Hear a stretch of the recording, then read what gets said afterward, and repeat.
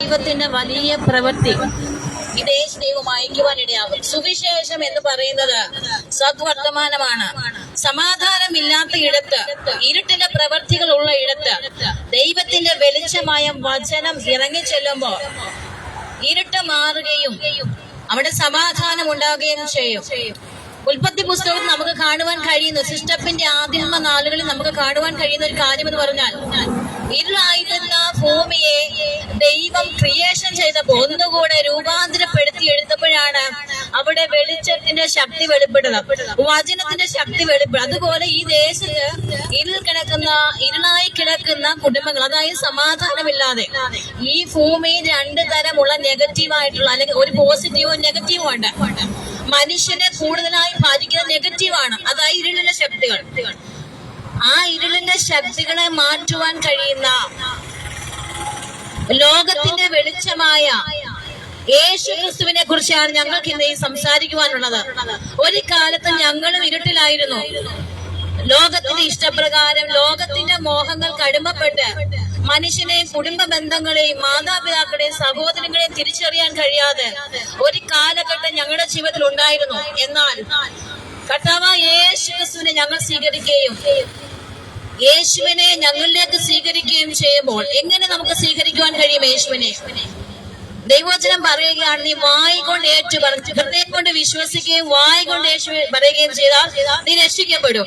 രക്ഷിക്കപ്പെടുക എന്ന് പറഞ്ഞാൽ നമ്മൾ സകലത്തിനും, ഭൂമിയിലുള്ള സകലത്തിനും നമ്മെ വേർതിരിക്കുക എന്നായിരുന്നു അർത്ഥം.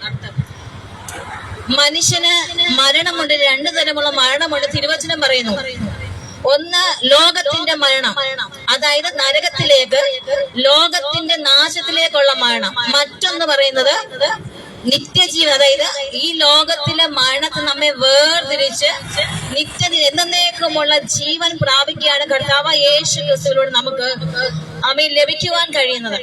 പ്രിയപ്പെട്ടവരെ, ഒരു കാലത്ത് ഞങ്ങളും ഈ ലോകത്തിന്റെ മോഹങ്ങളിൽപ്പെട്ട് എന്താണ് പാപമെന്നും തിരിച്ചറിയുവാൻ കഴിയാത്ത ഒരു കാലഘട്ടം ഞങ്ങളായിരുന്നു. എന്നാൽ യേശു ഞങ്ങളിലേക്ക് വന്നപ്പോ പാപം എന്നൊക്കെ മനസ്സിലായി. ഒരാളെ കുറിച്ച് കുറ്റം പറയുന്നതും, ഒരാളുടെ ദോഷമായി പ്രവർത്തിക്കുന്നതും, ഒരാളുടെ നാശത്തിന് നമ്മൾ സംസാരിക്കുന്നതും എല്ലാം പാപമാണ്. പക്ഷെ നാം അത് എങ്ങനെ മനസ്സിലാക്കുന്നത് ചോദിച്ചാൽ, യേശു നമ്മുടെ ജീവിതത്തിലേക്ക് വരുമ്പോഴാണ് നമ്മൾ ഒരാളുടെ നന്മയാണ് ആഗ്രഹിക്കുന്നത്.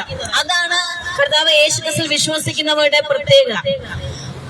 സ്വന്തം കുടുംബത്തിൽ നന്മ ആഗ്രഹിക്കും, നമ്മുടെ മറ്റുള്ളവരിൽ നന്മ ആഗ്രഹിക്കും. അവിടെ നാശത്തിന് വേണ്ടിയല്ല നമ്മൾ ആഗ്രഹിക്കുന്നത്, നമ്മൾ അവരുടെ ഉയർച്ചയ്ക്ക് വേണ്ടിയാണ്. എന്ത് ചെയ്യാം? യേശു ക്രിസ്തുവിലുള്ളവരുടെ ഹൃദയത്തിന്റെ ആ വ്യത്യാസം എന്ന് പറഞ്ഞാൽ, പ്രിയപ്പെട്ടവരെ, ഞങ്ങൾ ഇന്ന് സംസാരിക്കും. ഒരുപക്ഷെ നിങ്ങൾ വിചാരിക്കുക ഞങ്ങൾക്ക് ഒരു പണിയില്ലല്ലോ എന്ന്. പക്ഷെ ലോകത്തിന്റെ മാലിന്യങ്ങളിൽ അകപ്പെട്ട ഒരു കാലത്ത് ഞങ്ങൾ നശിച്ച് ഒരിക്കലും രക്ഷയില്ല എന്ന് പറഞ്ഞ് സകലരാലും കളിക്കളഞ്ഞ ഒരു സമയത്ത് ഞാൻ യേശുവിനെ കണ്ടുമുട്ടിയത്. ഇന്ന് എന്റെ ജീവിതത്തിൽ എനിക്ക് പറയുവാൻ കഴിയുന്ന ഒരു കാര്യം, യേശുവിൽ ഞാൻ അറിഞ്ഞത് കൊണ്ട് എനിക്ക് സമാധാനം ലഭിച്ചത്. അല്ലെങ്കിൽ എന്നേ ഞാൻ മണ്ണിനടിയിൽ പോകുമായിരുന്നു. അതുകൊണ്ടാണ് ഇത്ര ശക്തമായി ഞങ്ങൾ പറയുന്നത്, നിങ്ങൾ യേശുവിൽ വിശ്വസിച്ചാൽ നിങ്ങളുടെ ജീവിതത്തിന് വ്യത്യാസം ഉണ്ടാകും. എല്ലാരും പറയുന്ന പോലെയല്ല കേട്ടോ. പക്ഷേ നിങ്ങൾ യേശുവിൽ യഥാർത്ഥമായി വിശ്വസിക്കുവാൻ തയ്യാറായാൽ നിങ്ങളുടെ സ്ഥിതിഗതികൾക്ക് ദൈവം വ്യത്യാസമുണ്ട്. നിങ്ങളുടെ കുടുംബത്തിന് സമാധാനമില്ലാതെ ഭാരപ്പെടുന്നവരാണോ? കുഞ്ഞുങ്ങളെ ഓർത്ത്, കടഭാരത്തെ ഓർത്ത്, വാടകയ്ക്ക് താമസിച്ച് വാടക കൊടുക്കുവാനില്ലാതെ ഭാരപ്പെടുന്നവരാണോ നിങ്ങൾ?